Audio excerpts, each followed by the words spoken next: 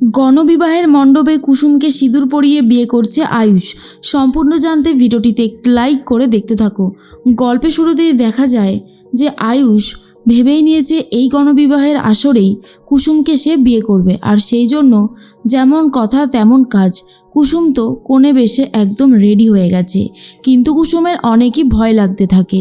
আর তখন ঈশান বলে, আরে জাদুকর, তুমি কেন ভয় পাচ্ছ?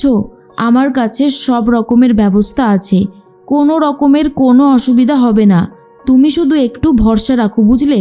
তখনই কুসুম বলে, আমার কিন্তু সত্যি এবারে খুব ভয় লাগছে, আমি পারবো তো আসল কাজটা করতে? আসলেই দেবীমা এখানে উপস্থিত আছে, আর তার সামনে এত বড় একটা কাজ করা জানি না এত সহজ হবে কি না। তখনই অনুশ্রী বলে, তুমি শুধু শুধু চিন্তা করছো, আমরা সবাই তোমাকে হেল্প করছি, তোমার একদম চিন্তা করার কোনো দরকার নেই।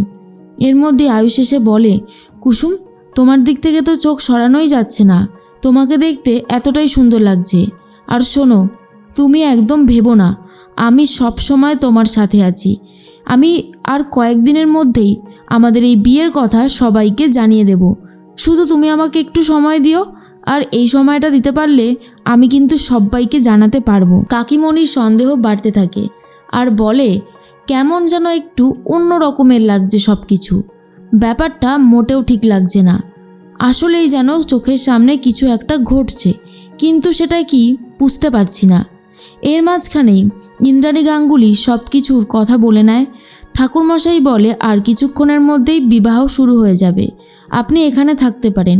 ইন্দ্রাণী গাঙ্গুলি পুরো ব্যাপারটাকে দেখতে থাকে আর সবাইকে খোঁজাখুঁজি শুরু করে। কাকিমণি বলে, আমারই চোখের সামনে যদি কিছু ঘটে যায় আর আমি যদি বুঝতে না পারি তাহলে কি করে হবে? আমাকে এই চেষ্টা থামালে চলবে না, চেষ্টা আমাকে করে যেতেই হবে। অন্যদিকে আয়ুষ রেডি হবে বলে ঠিক করে, কিন্তু কাকিমণি আয়ুষের পিছন পিছন ঘুরতে থাকে, কোনোভাবেই আয়ুষকে একা ছাড়ে না। তার জন্যই আয়ুষ কোনোভাবেই ড্রেস চেঞ্জ করতে যেতে পারে না। এরপরে ঈশান ভাবে, কাকিমণি যেভাবে ভাইদার পিছনে পড়েছে, ভাইদাকে কিছুতেই ছাড়বে না, আমাকেই একটা ব্যবস্থা করতে হবে। এরপর দুটো ড্রিঙ্কস নিয়ে আসে, আর সেই দুটো কোল্ড ড্রিঙ্কস রীতিমতো গায়ে ফেলে দেয় আয়ুষের। ঈশান এমনটাই দেখায় যে বাইচান্স পড়ে গেছে।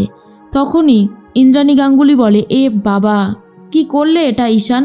এখন তো আয়ুষকে আবারও চেঞ্জ করতে যেতে হবে। আয়ুষ তখন বলে, মা, তুমি এসব নিয়ে একদম ভেবো না, গাড়িতে আমার একটা আলাদা করে স্যুট রাখা আছে, আমি বরং সেটা নিয়ে এসে পড়ছি। তখনই ইন্দ্রাণী গাঙ্গুলি বলে, বেশ, ঝটপট করো, হাতে সময় খুব কম আছে, অনুষ্ঠান আর কিছুক্ষণের মধ্যেই শুরু হয়ে যাবে। এদিকে মীনাক্ষী ভাবে কিছু যেটা হচ্ছে কি, আয়ুষের পিছন পিছন ঘুরতে শুরু করে। এরপর আয়ুষ বলে, কাকিমণি, আমি ড্রেস চেঞ্জ করতে যাব, তুমি কি সেখানে যাবে? কাকিমণি বলে, এ বাবা, না না, তো কি যে বলিস না তুই।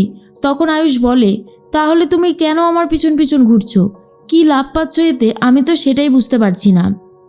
তার মধ্যেই কাকিমণি সরে যায় আর আয়ুষ রেডি হতে চলে গেছে।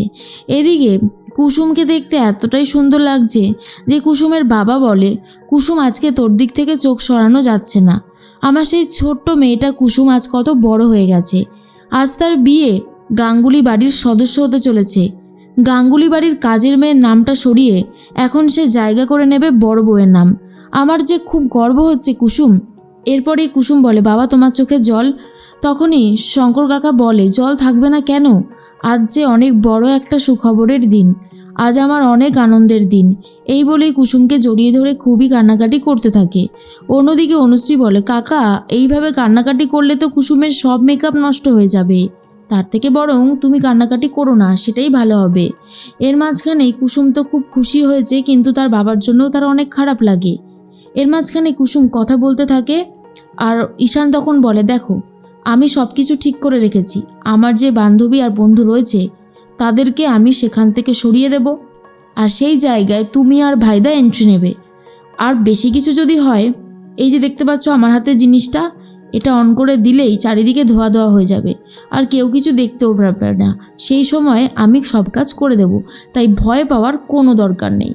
আর এটা শোনার পরেই কুসুম তো খুশি হয়, ভাবে যাই হোক, এটার দিয়েই যদি কিছুটা বিপদ অন্তত আটকানো যায়। অন্যদিকে ঈশান কাকিমণির সাথে কথা বলে।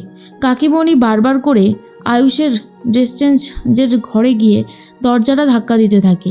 ঈশান তখন বলে, কাকিমণি এসব কি হচ্ছে বলো তো? আমি এক কাজ করি, আমি বরং মাকে ফোন করে বলি যে তুমি এই সমস্ত কাজবাজ করছো, ভাইদাকে রেডি হতে দিচ্ছ না, সেটাই বরং ভালো হবে। মীনাক্ষী বলে, এই তুই এ সমস্ত কথা বলছিস কেন বলতো? আমি আবার কি করলাম? সব সময় আমাকে এইভাবে কথা শোনাতে পারিস তুই বলতো? তখনই ঈশান বলে, তাহলে তুমি ভাইদাকে রেডি হতে দিচ্ছ না কেন? ভাইদাকে রেডি হতে দাও, সমস্ত ঝামেলা মিটে যাবে। এর মধ্যেই মীনাক্ষী বুঝতে পারে যে আয়ুষ আর কুসুম এরা কোনো একটা কিছু করছে, কিন্তু প্রমাণ ছাড়া কথা বলতে পারছে না। তার মাঝখানেই ইন্দ্রাণী গাঙ্গুলি বলে, রাজ কেমন লাগছে বলো তো সব কিছু? আমি সবটা ঠিকঠাক করতে পেরেছি তো? তখন রাজবাবু বলে, কেন করতে পারবে না? সব কিছু তুমি খুব ভালো করেছো, আর আমি তো আয়োজনটা দেখতেই পাচ্ছি, তো কোনো অসুবিধাই নেই, সব ঠিক আছে। এর মাঝখানে কুসুম আর আয়ুষকে ঠিক জায়গায় নিয়ে আসা হয়েছে। আর তারপরেই ঠাকুরমশাই বলে, আমি তাহলে বিবাহের কাজবাজ শুরু করে দিই, কারণ সময় তো লাগবেই। ইন্দ্রাণী বলে, হ্যাঁ ঠাকুরমশাই, অপেক্ষার আর তর সইছে না, আপনি শুরু করুন। এদিকে আয়ুষ বলে, মা আমি জানি আমি অনেক অন্যায় করছি, কিন্তু এছাড়া আমার হাতে আর কোনো উপায় নেই। আমি কুসুমকে খুবই ভালোবাসি, কুসুমকে বিয়ে করে আমি স্ত্রীর মর্যাদা দিতে চাই, গাঙ্গুলি পরিবারের বড় বউ বানাতে চাই। তাই তুমি আমাকে আশীর্বাদ করো, আমি আর কুসুম যেন সারাটা জীবন অনেক সুখে থাকতে পারি। এদিকে শঙ্কর কাকা ভাবে যে কুসুমের বিয়ে হয়ে যাচ্ছে, এটা যেন কোনোভাবেই মানতে পারছে না। তার সেই ছোট্ট কুসুম আজ অনেক বড় হয়ে গেছে। এরপরেই আয়ুষকে আশীর্বাদ করতে থাকে শঙ্কর কাকা। আয়ুষ তখন বলে, কাকা তোমার আশীর্বাদও কিন্তু আমাদের জন্য খুব জরুরি। আশীর্বাদ করো যেন আমরা সারাটা জীবন অনেক ভালো থাকতে পারি, তো আমি যেন তোমার মেয়েকে ভালো রাখতে পারি। কুসুমকে ভালো রাখতে পারবে আয়ুষ, আর সেটা শঙ্কর কাকা জানে। তাই সবার সামনেই বলে, আমি জানি আয়ুষ বাবা, তোমার থেকে ভালো ওকে কেউ রাখতে পারবে না। এরপরে কুসুম আর আয়ুষের বিয়ে কিন্তু সম্পন্ন হচ্ছে গণবিবাহের মণ্ডপেই।